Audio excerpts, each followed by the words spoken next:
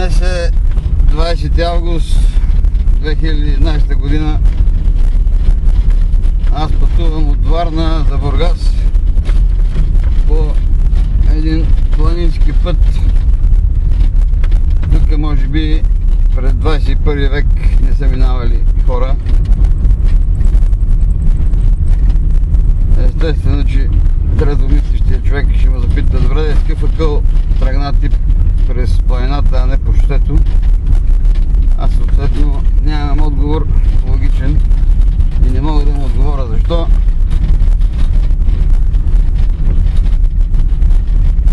Цената на това пътуване не е много висока. Един резервоар бензин, ремонт на съединител, ремонт на скоростна кутия, почти основен ремонт на двигателя, но това, което ще видим след малко, си заслужава.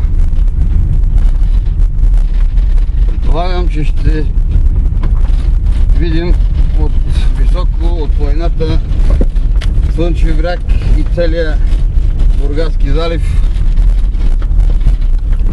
който дори тук се много е пряк. Ето част от морето.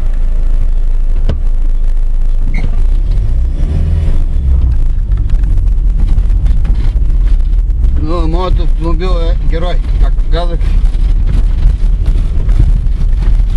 и преодолява всички препятствия без проблем. А това съм аз, водача на автомобила.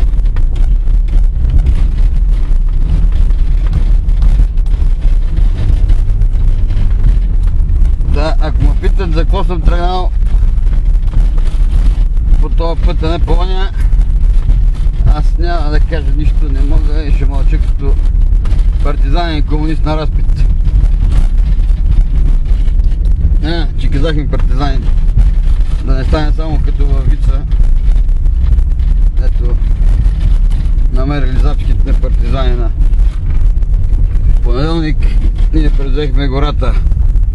Във вторник стражарите ни изгониха и превзеха гората. В сряда пак ние превзехме гората. В четвъртък стражарите превзеха гората. В петък дойде горския и ни изгони всичките.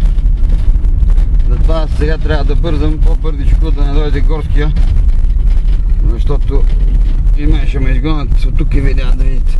Сега ще направим моята интуиция, да видим дали е истинска и вярна. Имам чувство, че от тук ще видим целият Бургаски залив.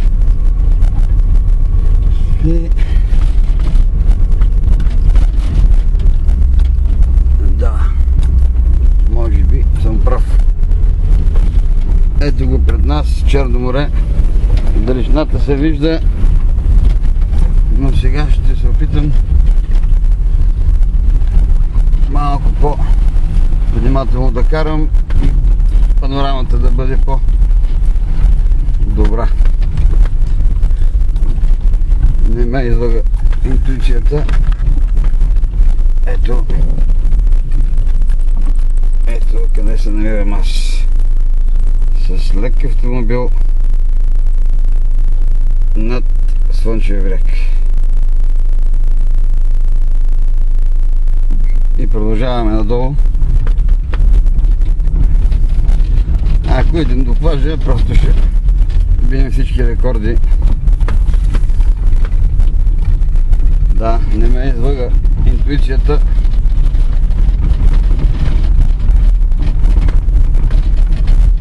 И пред нас се открива уникална, неповторима гледка. Бих казал, че всякакви приказки са излишни и ненужни. Затова няма много да приказваме. Аз ще споделим тази красива гледка.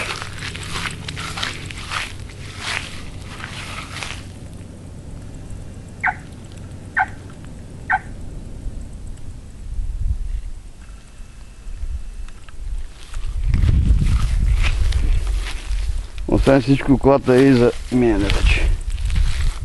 Я да си снимам колата на върха на планината над морето.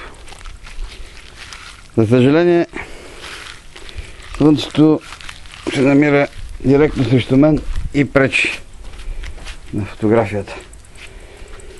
Така, както казах, безсмислено е да говорим и да коментираме красотите на България. Но за тези, които не са наясно с географията, ще направя малки пояснения. Зад тези дървета в ниското се намира нос Емине. След него долу се пада град вече от известно време Влас, Свети Влас. Това е Слънчев бряг, Несебър, Стария град, Новия град. В далечината се вижда един, може да се каже, исторически хълм,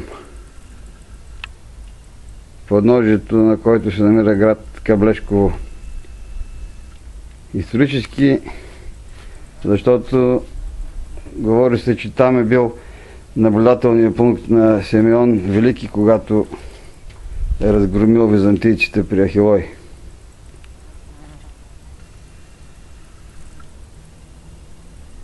А това е самия Слънчев бряг.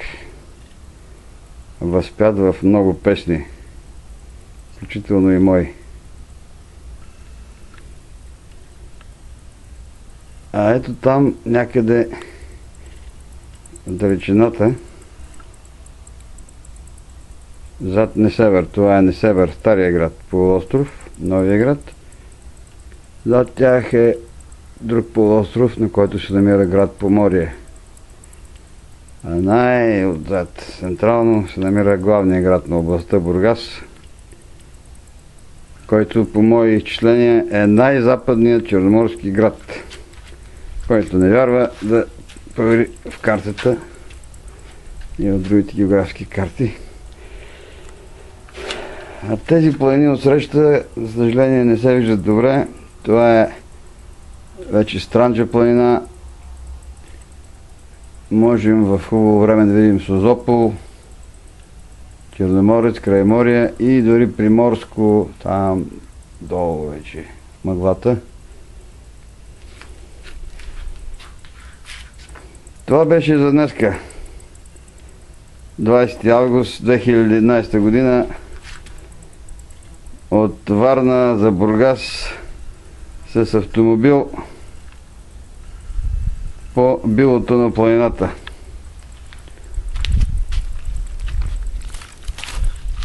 Ще продължа снимките надолу, вървейки пеша и опитвайки се с автомобил съответно.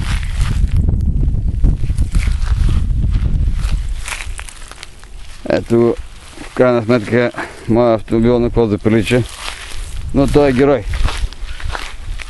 Той е герой и аз съм герой. Ето момент. Автора, режисьора, сценариста и главният изпълнител на този филм. Толкова за днес. След малко ще снимам Слънчев бряг отдолу.